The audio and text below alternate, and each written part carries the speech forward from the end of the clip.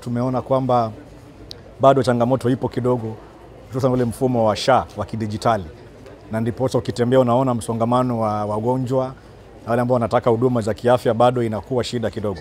Ni ombi langu tu kwa Waziri wa Afya Mheshimiwa Aden Duale aweze kuweka mikakati zaidi kuhakikisha kwamba ile system ya SHA imefunguka na inafanya kazi, ndio yule mwananchi ambaye anategemea hii SHA aweze kupata huduma kwa haraka.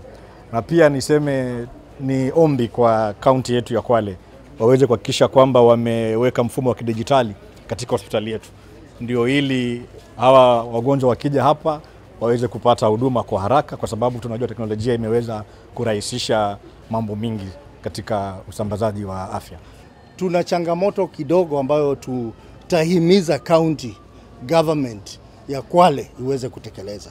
Kwanza ni ile mambo ya kuweza automate services.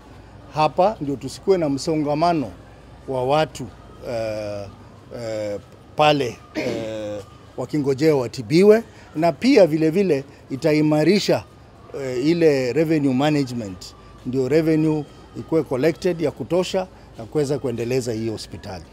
Manake kama sasa mgao wa mwisho ambao tumepata ni wa Januari 2025. Kwa hiyo bado iko miezi kadhaa ambayo bado hatujapata hizo fedha, na ukiangalia mwaka wa kifedha wa serikali unaisha mwezi wa 6.